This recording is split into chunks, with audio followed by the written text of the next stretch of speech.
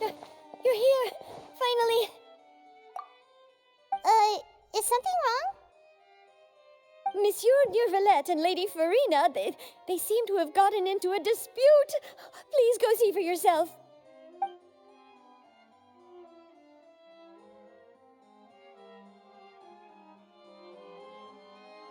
Like I said, I've already explained everything.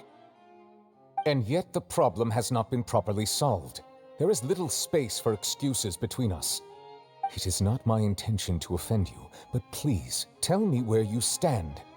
You are the Hydro Archon Focalor, are you not? Look at this. This is a list of the victims from the recent Poisson incident.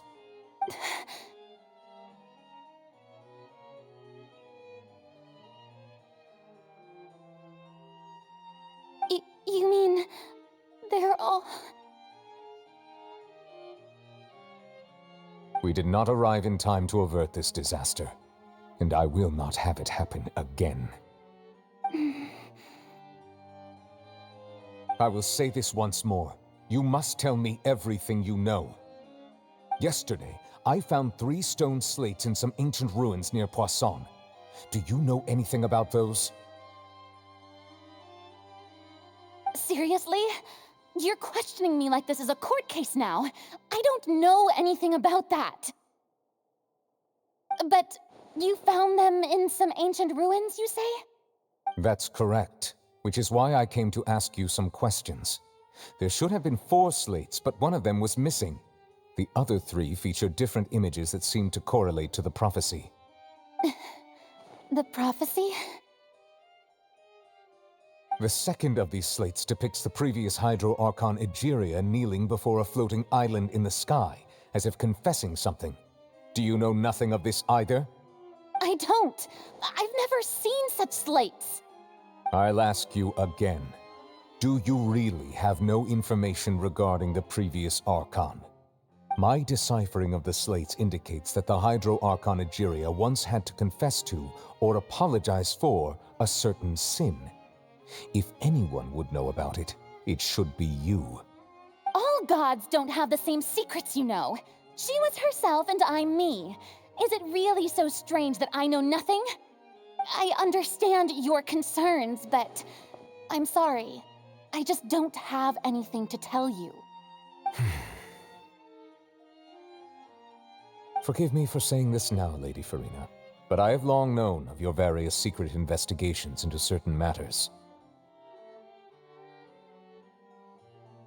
There are several indications that you have been investigating the prophecy on the sly. This is not strange in itself, considering that you are the Hydro Archon. But it is strange that you should also claim to not know any of Egeria's secrets, as well as do nothing following your inquiries. You have never been as superficial as you have presented yourself to be, nor are you a fool. And yet, your behavior is very inconsistent.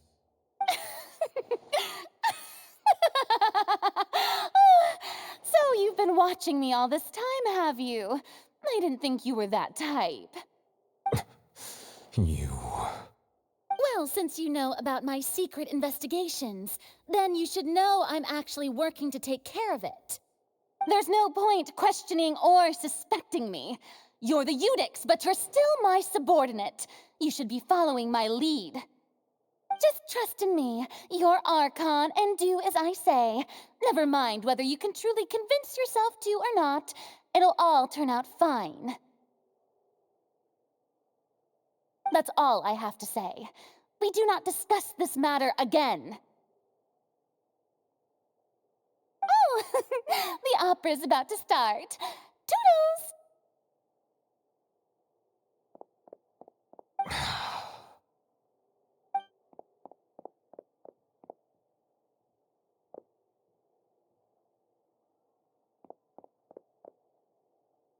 Did Farina not notice us standing by the door?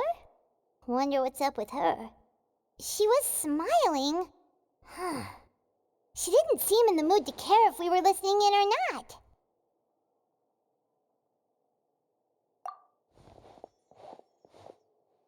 I assume you've been outside for a while now? Oh, you noticed. Seems Farina didn't even realize we were here. She was in a great panic, though I cannot discern the reason. Our discussion reached impasses time and again, a state of affairs that we cannot allow to continue. Still, I do not understand. Dialogue is the basis for understanding, so why did she keep refusing to engage?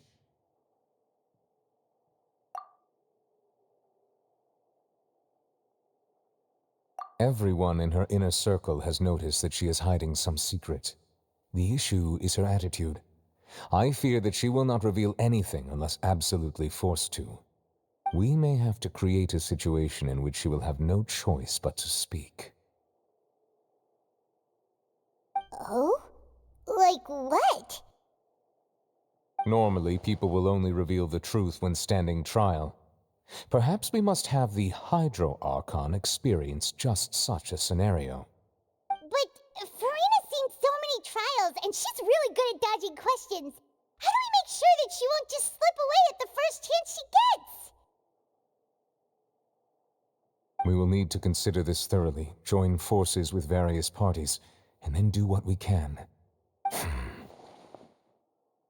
If at all possible, I would prefer to recuse myself from this affair, but we must prevent the prophecy from coming to pass. This may be cruel to her, but all Fontaine is in crisis. The information a god possesses is too precious, and so we must take a chance on this. But who will lend us their aid to do such a thing?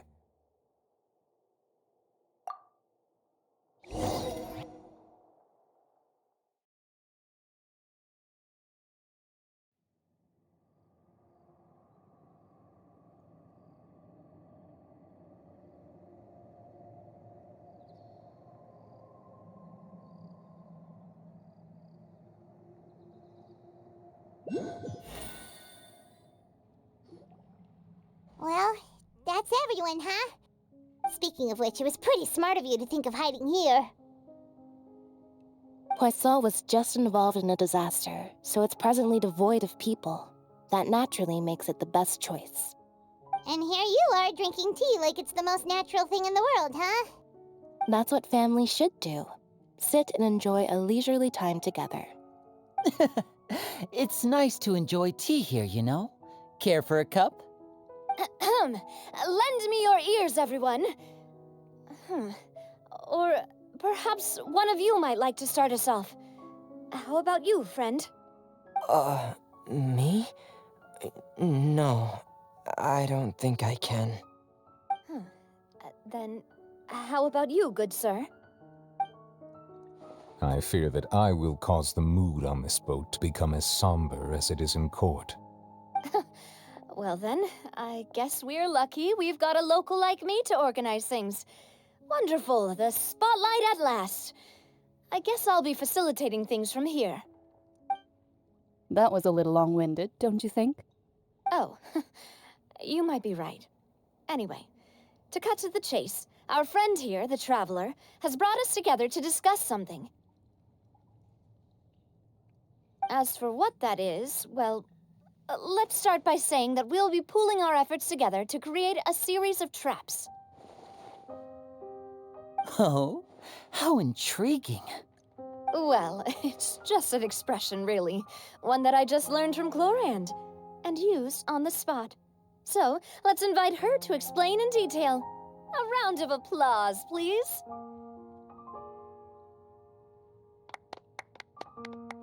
Huh? Didn't you say that you would be facilitating this? Oh, come now. Your work doesn't involve much public speaking, right? This is a good chance to practice. You might even pick up some fancy oratory tricks to impress your boss with in the future. I see. And what does my boss say? He is glad that you consider him your boss. Do go on.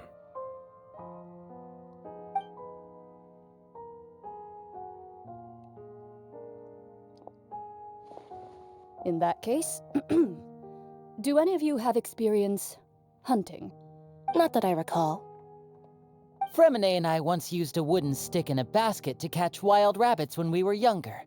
As for Lynette, Oh, right. You were sick that day, weren't you? I've also gone diving to catch some fish before. Does that count? I'm afraid not. You may or may not have heard, but Fontaine once played host to a group known as the Marechaussee Hunters. Though that was their name, they did not hunt animals, but rather various monsters left behind by the ancient dynasty of King Remus. Today, Fontaine's monster population has already thinned greatly, so the hunters have blended back into society, taking up arms in other lines of work. They even left a unique methodology of hunting in their wake.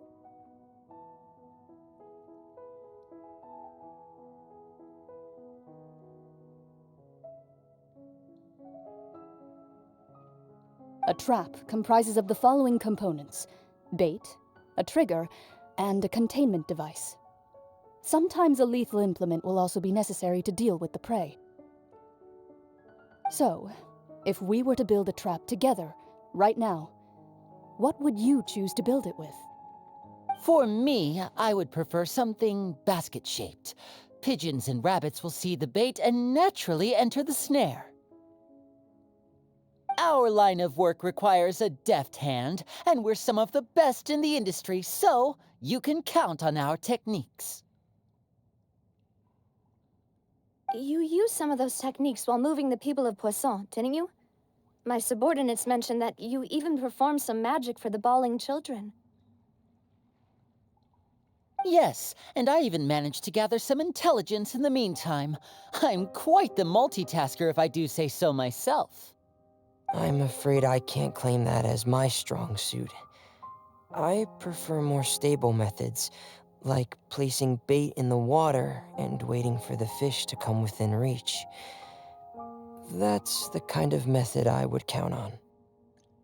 Calm and steady. Exactly the kind of person who would catch loads of fish. And I can be their assistant.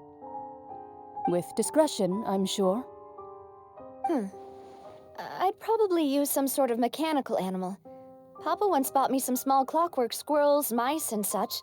When placed in the forest, they can attract others of their kind. I remember that you liked those too, didn't you? I did. And that would be a good way to go about it. If they're realistic enough, animals of the same kind will follow them all the way to the trap. What about you, Monsieur Neuvillette? I fear I do not have any related experience. That makes sense. You usually solve problems directly, without the use of any such tricks. But I do have one more question for you, monsieur. If we were to create a trap now, how would you design it? I would like for it to be effective, but bring no harm to the prey. A more gentle trap would be ideal. Kind as always. However, our intention doesn't necessarily change the containment device and the type of implement we need.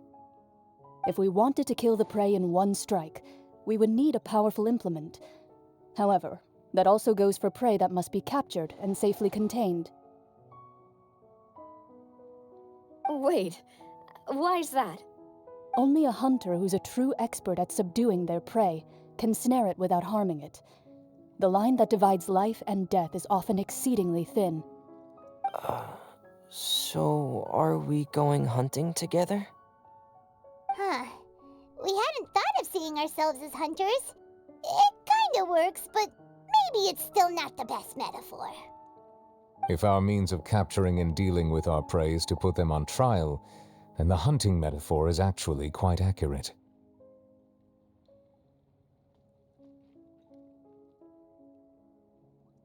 But we shall require much more courage than any hunter to judge a god, a being whose seat is an exalted throne.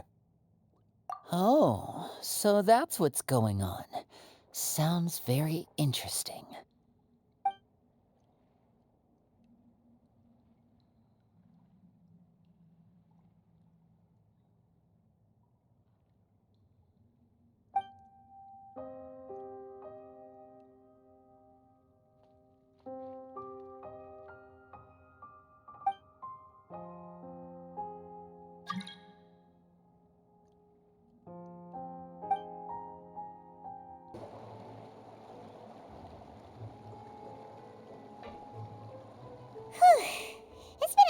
few days, hasn't it?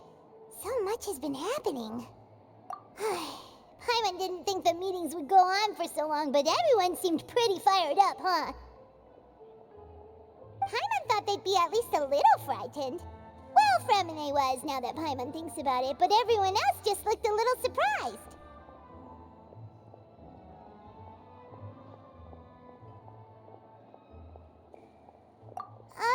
Well, it's hard to say. Paimon doesn't have any experience with this sort of thing.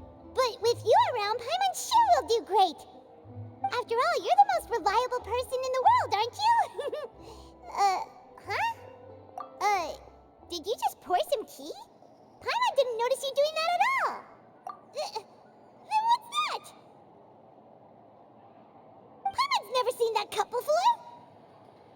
Don't be frightened. I'm just joining you two for tea. I merely refrained from saying anything till now. Who's that voice? But there's no one here. Ah, have you forgotten me already? Wait, you are familiar. You're the voice we heard from the sky in Sumeru. The voice from the sky, I fear that description is wrong. Though, not completely wrong. You're feeling lost now, just as you were feeling previously. I sensed that confusion and thus came to you. Guiding people is an irresistible hobby of mine, after all. Consider me a passerby, just accepting a commission from my friend's disciple on a whim.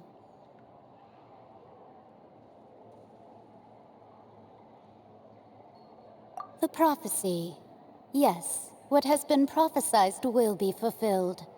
You may view such things as the history of the future. What? Then is there any way we can stop it? I believe you have witnessed a failed attempt with your own eyes. Can everything in Tevat so easily be changed?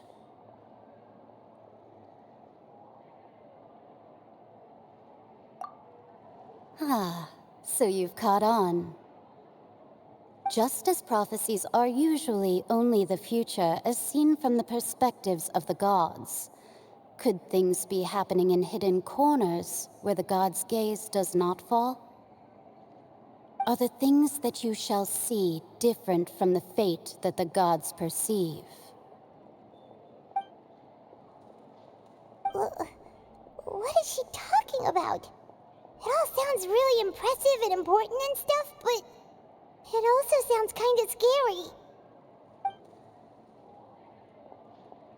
I believe that you understand, right? Some things are insignificant, but others you must reach out to change. Ultimately, fate shall serve as your only guide, no matter what will happen in Tevat's future. All you need to do is to play your part. This was good tea, by the way. Thank you for your hospitality. Well, that'll be all for today. The voice. It's gone.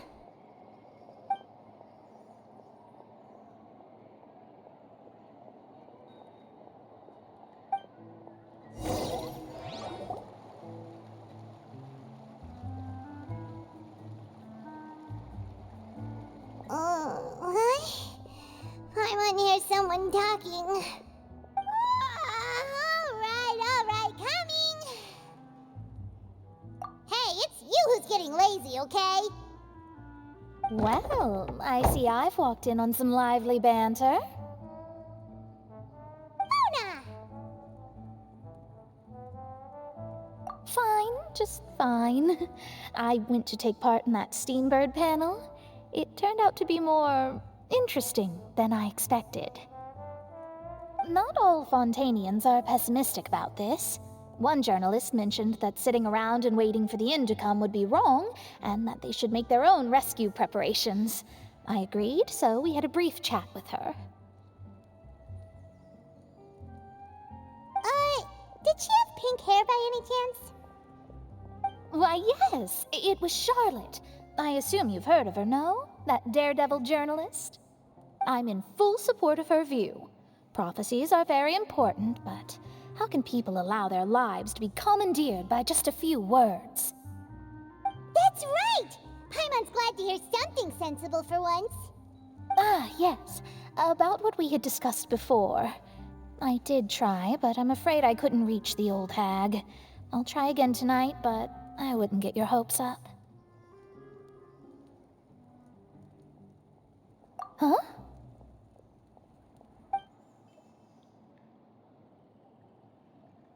Goodness gracious. Are you serious? She said that even the god's gaze has blind spots. Pretty bold if you ask Paimon. Most people would believe the gods to be all-knowing, right?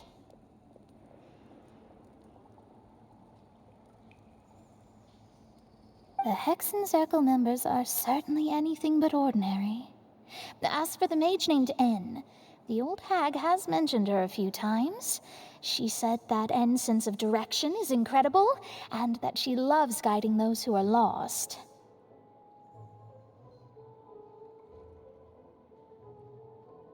But I've never met her, and if she were still alive, she'd be... well, suffice it to say that the hag's at least a few hundred now, and N's been around for longer than that. Whoa, the Hexen Circle sounds like a scary group. But they must really stay in shape to live so long. Their abilities alone are pretty terrifying. If she came to see you personally, then the problem you're facing must truly be of great importance. Well, it's not like Paimon could understand anything she said. Yes, she was quite cryptic, but I suspect she means that there is still a way to turn things around. She didn't say when or what that would be, though, so... perhaps it is something that you cannot know right now.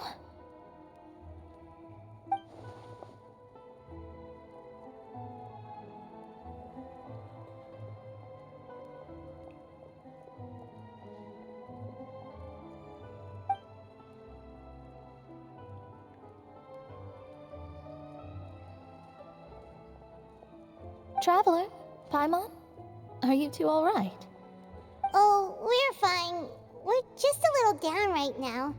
It kind of feels like the end is coming, you know? I see.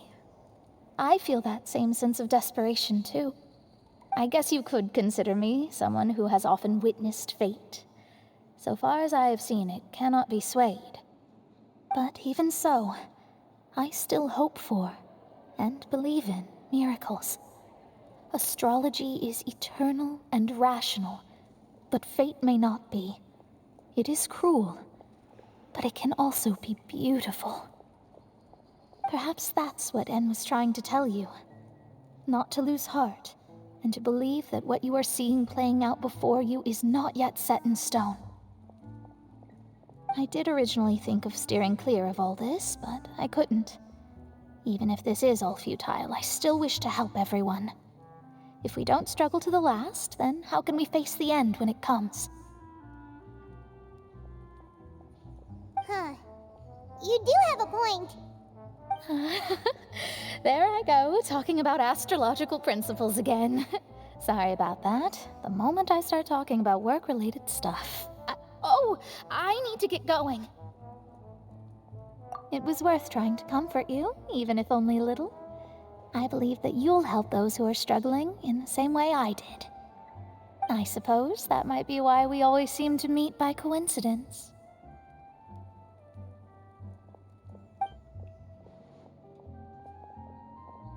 Paimon feels kind of moved by what Mona said, but also kind of sad too. Hey, Traveler, Paimon suddenly feels like going outside for a walk. Let's go. Let's walk around the city, shall we? There's a few spots we always like to walk by. Huh? Our names are written in this newspaper. What's going on? Let Paimon see! The underwater stronghold, the Fortress of Meripede, has continued in its noble autonomy, but that does not mean that others cannot interact with it. My recent attempts to enter the fortress bore little fruit. Huh. Guess Charlotte still hasn't given up on that. Thus, did an Outlander friend become the focus of this report. A blonde adventurer with their white fairy, legends trailing in their wake. It is said that this mysterious traveler once visited the underwater fortress. So while the fortress's interior remains a mystery behind closed doors, do not fear, for the tales of the traveler contain surprises in spades. Journalist Charlotte's biggest scoop yet, the Traveler's Trail, World Walker. Huh. Charlotte took so many awesome photos of us and we never even noticed her. She hasn't been able to get a hold of anything at the fortress, so since we're easier to find, she's using us as the subject matter instead? Ugh, seriously? Well, fine. Those headlines and photos do look cool, so Paimon will forgive her this time.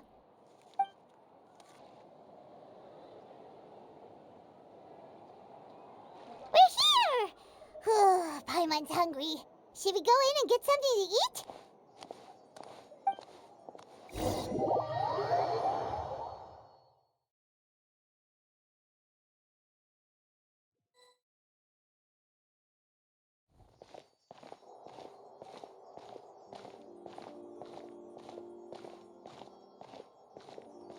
Hey, quick! Look! That's the limited edition only 16 slices a day cake!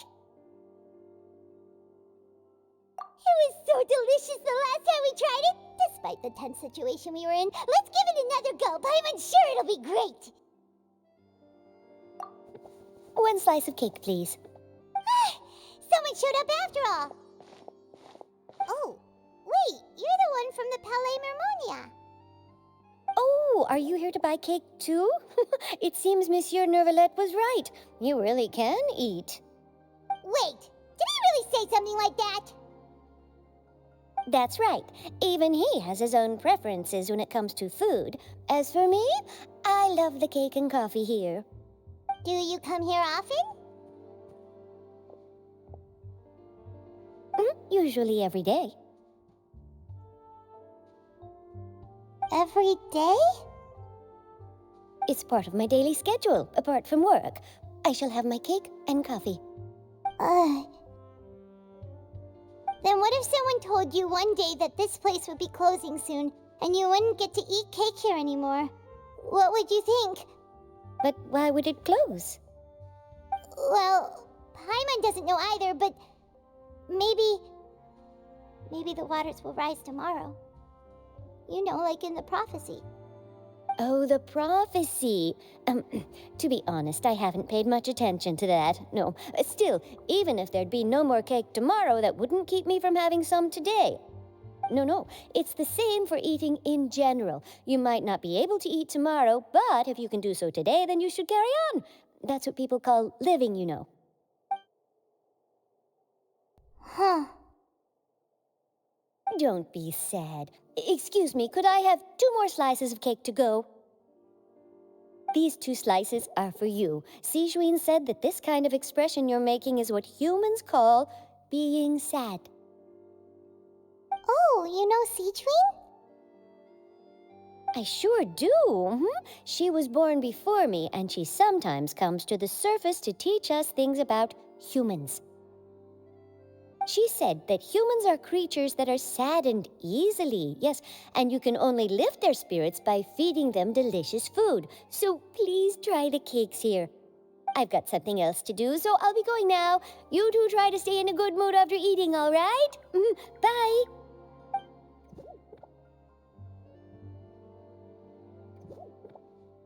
And there she goes. All right, let's dig in. I'm sure this cake will be delicious.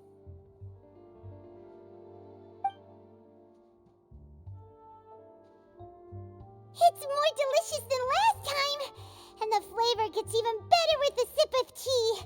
It sure would be nice if we could come again tomorrow. Sure would be nice if we could always eat delicious food here.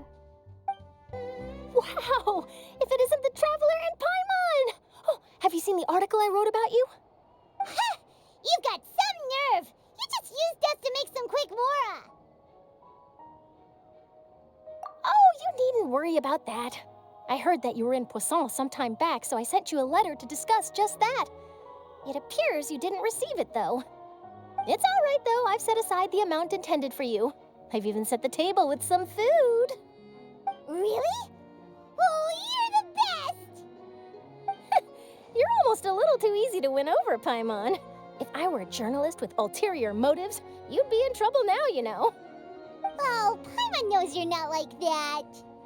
Still, what brings you here all of a sudden? Were you looking for me? A friend of ours met you a while back, and when she mentioned it, we thought of coming to see you. Her name's Mona. Ah, so you know Miss Mona as well. She's a guest columnist for our paper. Really good one, too. She's so young and already such a brilliant astrologist. So she mentioned me? What did she say? She said that you're a real daredevil of a journalist. Nice. In which case, can this daredevil journalist dare to request an exclusive interview with the legendary traveler and Paimon? Huh? So your article in the paper today doesn't count? Oh, of course it doesn't. That was more like live photography. What I'd like to do is dive deeper and ask you to talk about the things you've seen and experienced. Yeah, are we even qualified enough? Why not? If I say you're worth an interview, then you're worth it. But not right now, of course. I'll need a few days to prepare. Oh, in that case, we'll just chat when you have the time then? Oh, so that's a yes? Ooh, splendid! I'll tell the editor-in-chief immediately. I'll have to apply for lighting, a venue, some props, and... Whew, so much to get done now. Talk to you later. Wait, Charlotte, Paimon's still got a question for you. And what's that? If, just for example, Fontaine were to be flooded tomorrow, what would you do today? Huh, that's the prophecy you're talking about, isn't it? I mean, I do hear about it often, but I've never once thought that the day could be tomorrow. If you're seriously asking, then I might try and think of a way to leave Fontaine. Oh, but I'm still a journalist first and foremost.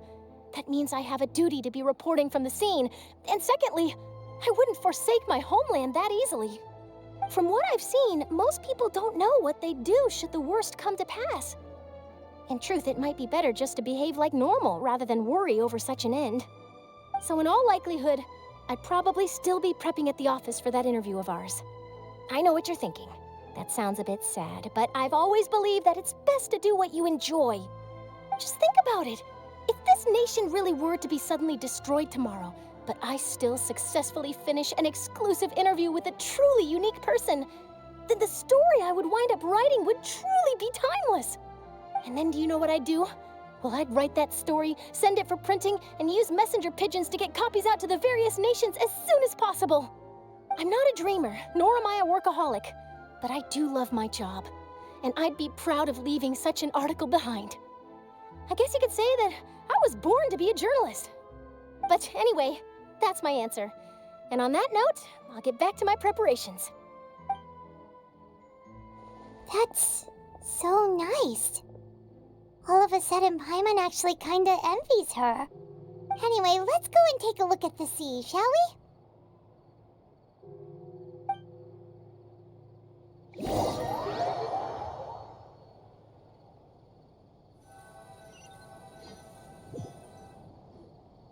The sea breeze and scenery can be a pretty soothing combo, huh? Paimon's been thinking. If it wasn't Fontaine, but all of Tevat that would be destroyed tomorrow, where would we go and what would we do? No, Paimon should ask, if you could choose, what would you like to do?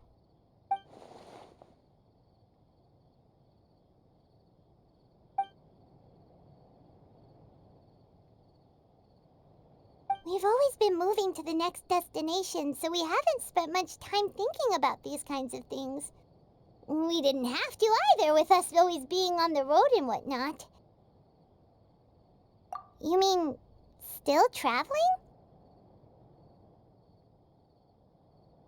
Huh.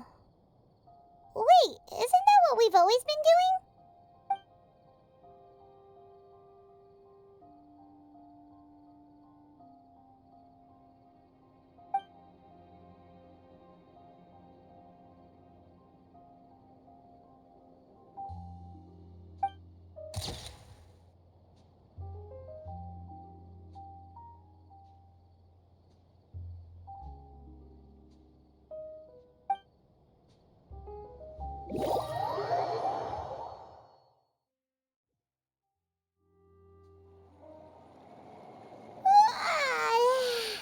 Feels like you'll grow mold if you stay here long enough.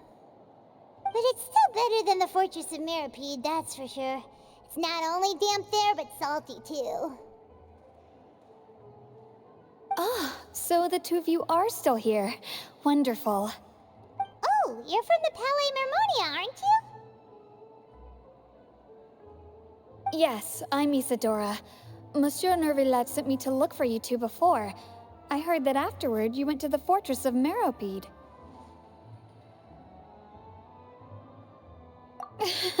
Not at all. I'm well aware that you're friends of his. Actually, I'm here to pass along a message from him. Yes, inside the Opera House. The Maréchaussée Phantom has declared the incident a small-scale riot. A riot?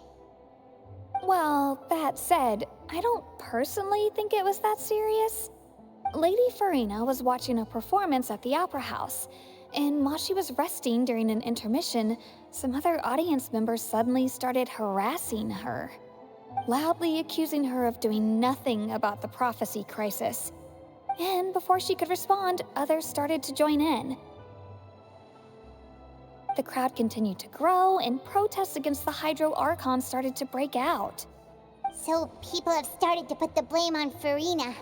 Guess they finally found an outlet for the pressure they've been under due to the prophecy. I agree. People will naturally rely on gods, as is customary. But the moment people feel threatened, gods are also the first to be blamed. So what happened after that? Is Farina okay? Seeing that the situation was spiraling out of control and that further argument was pointless, she claimed that she'd gotten tired of this and left in a hurry. The Maréchaussée Phantom had their hands full maintaining order and did not catch where Lady Farina had gone. Only when things had stabilized did we realize that she had gone missing. So, you mean she's still missing? That's right. The Maréchaussée has dispatched many people to search for her, but we don't have any leads yet. That said, I don't think there's much to worry about. She is a god after all.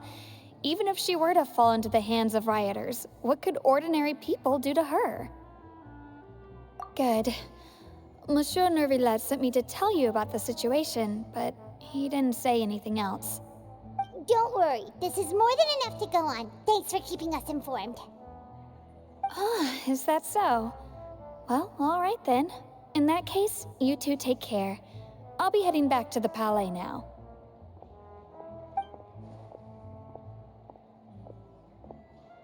Well, sounds like we should hurry over to Poisson then. If we know Farina, she won't try to fix things in this situation. Instead, she'll look for a place to wait out the heat. And, as we also know, she may be loud and dramatic, but she doesn't have a heart of stone. When Nervillet was talking to her in the Palais Mermonia, and she heard about Poisson, she couldn't hide her sadness and remorse. It would be hard for her to ignore being accused by the public today. Paimon thinks Farina's probably taken the opportunity to slip away to Poisson and try to relieve the sense of guilt that she's feeling. Huh! Well, what do you think? Paimon knows the answer, of course, but Paimon can do the analysis to back it up, too. Cool, huh? In that case, there's not a moment to lose. Poisson, here we come! This place looks deserted. Guess all the survivors must have evacuated already. All that's left here are signs of devastation. Could Farina really be here? Let's try to find her as soon as possible.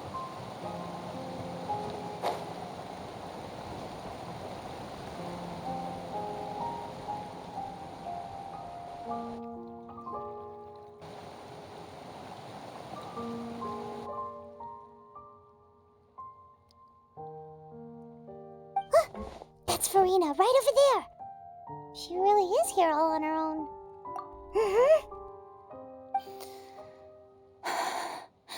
Should I just give up? This is all meaningless. What was meant to happen did happen after all. Everyone's dead. I'm sorry. I am so sorry. Give up, Farina. There's no point in holding out. I'm sorry. But what can I even do other than to repeat meaningless apologies over and over? Who's that? Don't worry, Farina, it's just us.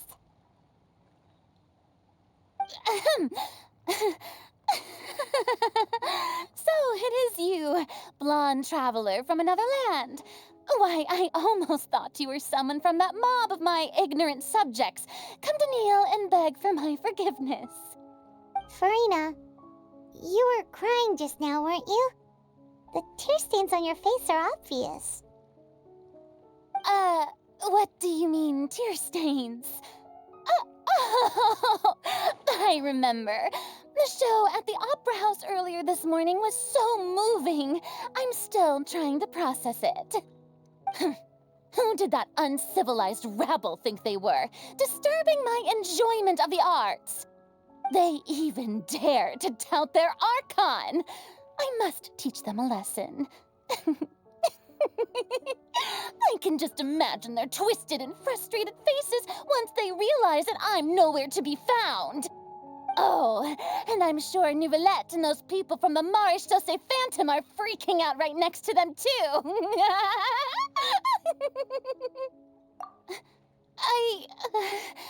Of course not.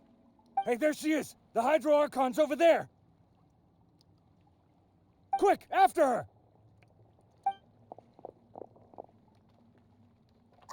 Farina, those people seem to be after you. They are?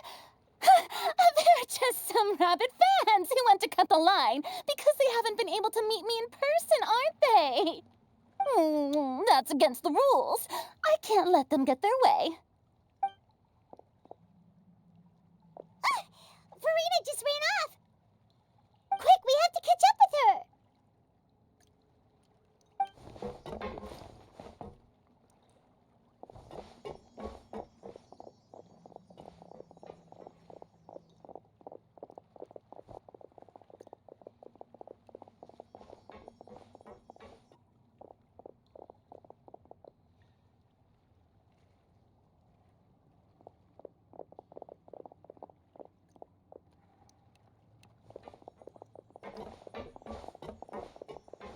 This should be the place, right?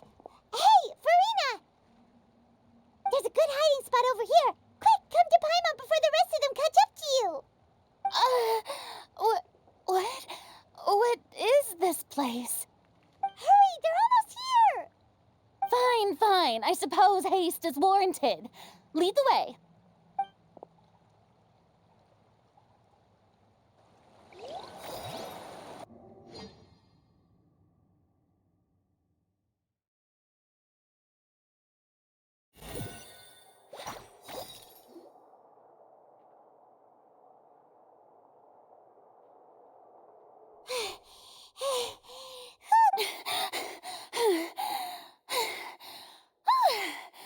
I'm so tired.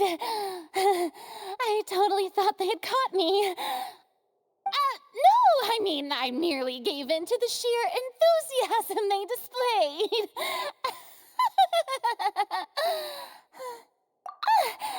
You're right. Yep, that's a good girl.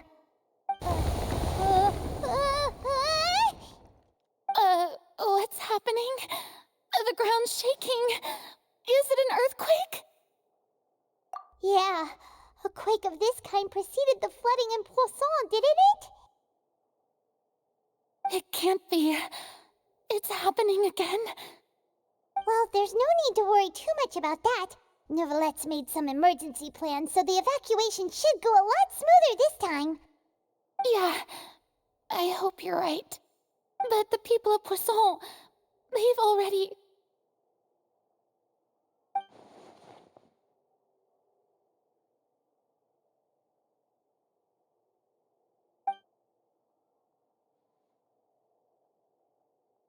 It's true. I've been investigating the prophecy for hundreds of years.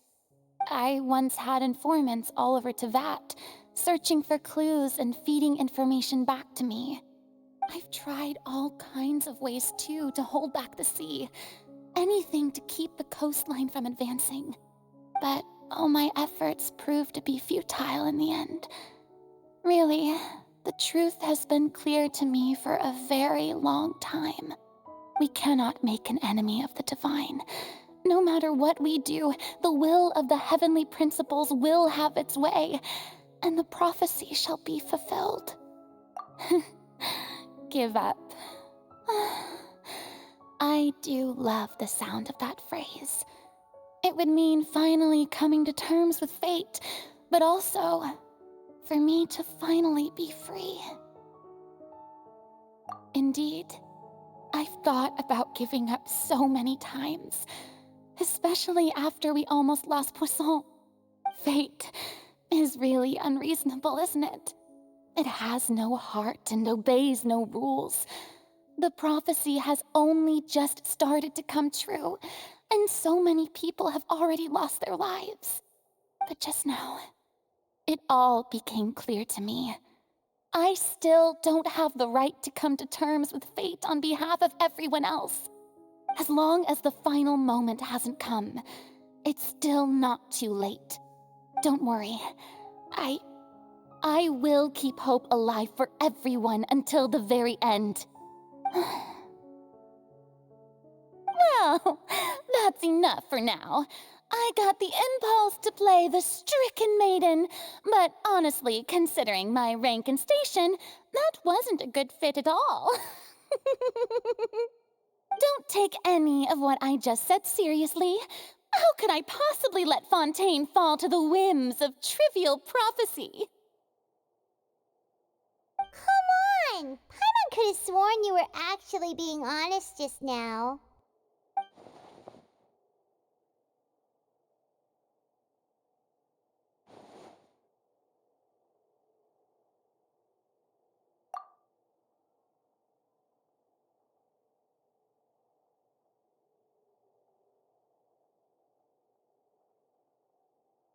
Share my burden. That's impossible. It was fated right from the start that this would be my duty alone.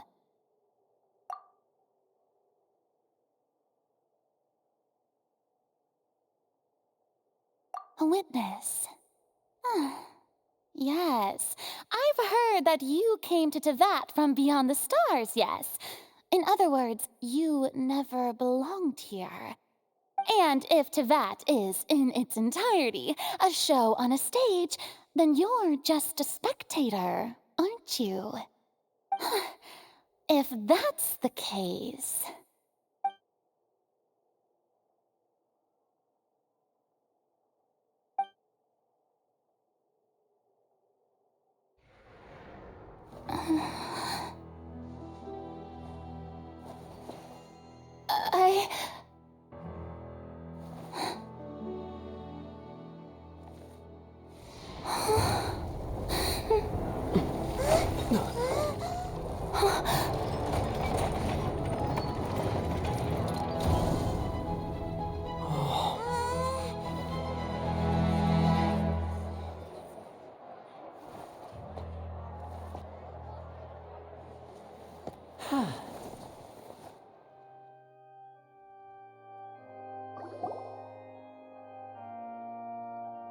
Ladies and gentlemen, this concludes my opening performance. Now, without further ado, we may proceed to the trial of our god. So, this is what it is. Yes, you deserve praise for the effort you took to raise the dramatic stakes. Do not forget, however, that I am Focalor, the god of justice, the embodiment of justice itself. Does it not strike you as even the least bit absurd to bring the very concept of justice to trial? May I interpret these words as your refusal to stand trial? In that case, you will have the opportunity to defend your honor through a duel. You would draw your blade against a god?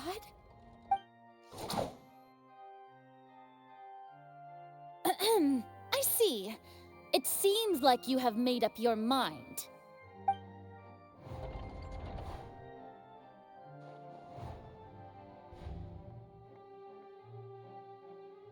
Paimon can't believe it. She just surrendered. What the heck is going on? Did I just see an Archon surrender to a human? Wow, how utterly humiliating. Lady Farina, what is the meaning of this? Shh. It would seem that there has been a misunderstanding. To be clear, the raising of both hands is not always an indication of surrender. Looking for excuses again, huh? I raised my hands just now to indicate my acceptance of the trial. No duel shall be necessary. I will admit that I've been running away for a long time. I'm sorry, everyone.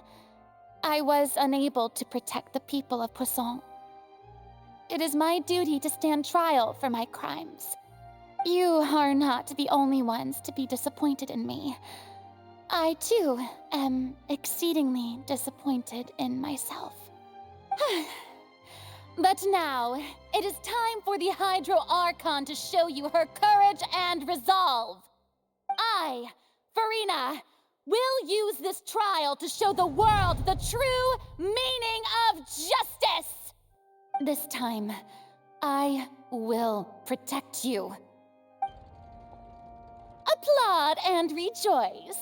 One of the most outrageous and fantastical arcs known to the opera epiclese is now unfolding before your eyes. Mark my words, this shall be one of the most exhilarating and brilliant shows ever to grace the stage of Fontaine. The trial of the Hydro Archon, Focalor, will now begin! Woohoo! Oh, now we're making history. Why does it feel like Farina just took over the whole thing? Like, come on! Didn't she just get forced to stand trial for her crimes?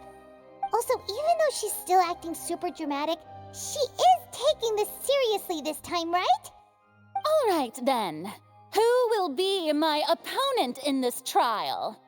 The court asks the prosecutor to please take the stand. Is that so? Very well. Then please speak, witness of Tivat, my accuser and fated opponent.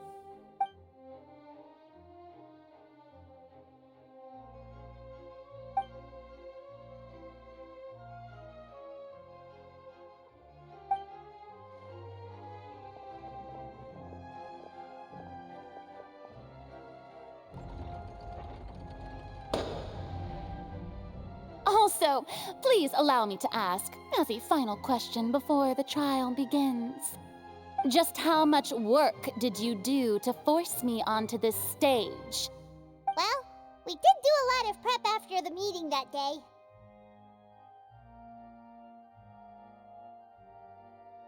I can go over the tasks assigned to the Spina di Rosula, since they were rather straightforward and easy. Navia, the president of the Spina di Rosula. Most of the people who participated in the disturbance this morning were my subordinates. They changed into plain clothes and came to the opera house as regular audience members. waiting for the perfect opportunity to incite insurrection against you.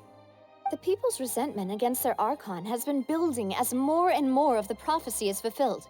A spark was all we needed to turn smoldering anger into a flame. Moreover, according to our understanding and analysis of you, when something like that occurred, you would likely flee the scene and head to Poisson by yourself. So, we arranged for a second group to lie in wait there. So, you mean the ones who scoured the settlement for me were also from the Spina? And their goal was to force you to step into the giant magic box so you may personally participate in the greatest magic performance in all of Fontanian history. That's right. That house was a magic box, rather than someone's residence. As the super ultimate version of the setup that I used when I first performed at the Opera Epiclese, the volume of the box was increased by a whole order of magnitude, and the distance it traversed was the entire gap between Poisson and Areneas. Its cargo, of course, was an Archon instead of a human. My thanks, Farina. Without your help, we could never have pulled off such an extraordinary performance. You're welcome? Of course, this performance was only made possible with Father's support. The House of the Hearth spent a massive amount of labor in Mora to pull this off. We had to select a location, construct the giant magic box, dig a tunnel, and open up a path through the water. It was a lot of work for all of us. So, in other words, the earthquake that we felt within the giant magic box was just a normal tremor from the transportation of the whole house? That's right. It wasn't a sign of another disaster to come. Then, I can guess Nervillette and Cloran's parts. You gathered a crowd, prepared a stage, and made sure that the champion duelist would be immediately ready for a fight. Also that as soon as I appeared on the stage, the trial may commence without a hitch. Am I right? Yes, that is correct. Well, Clorand, I must commend you for your courage. Only the most outstanding champion duelist in all of Fontaine would accept a duel with an Archon without flinching. Thank you. As for you, Traveler, I suppose your role was to keep me distracted with conversation once you found me in Poisson. You'd make sure that I didn't notice anything amiss before revealing yourself as my prosecutor once we'd arrived onto the stage. Oh?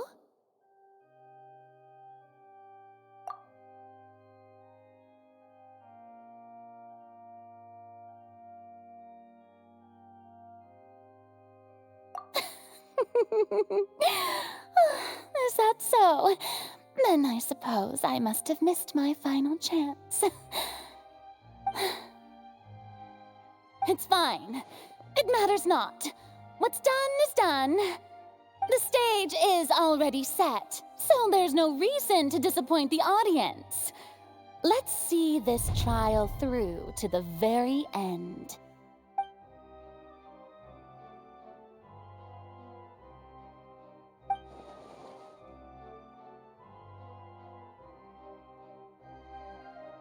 Sir Prosecutor, please allow me to pass this along.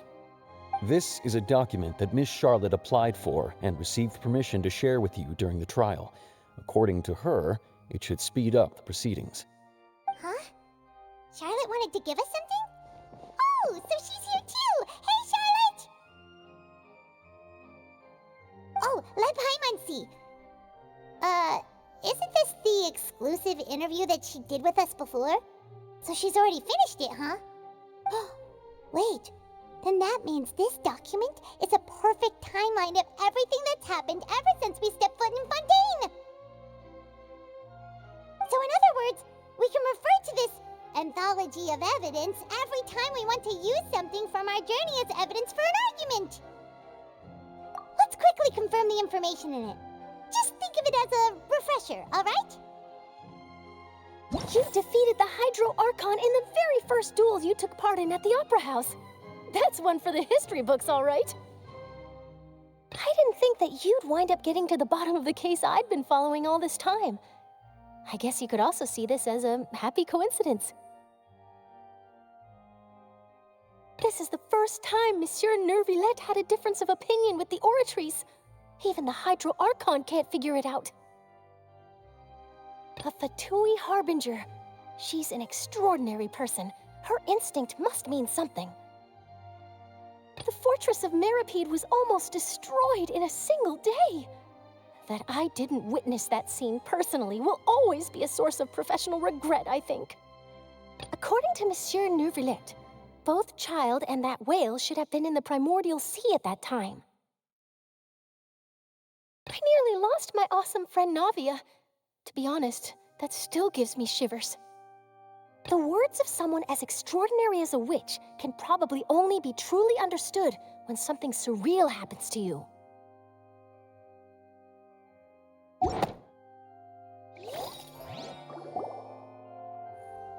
The prosecution and the defense are both in position. The trial shall now begin.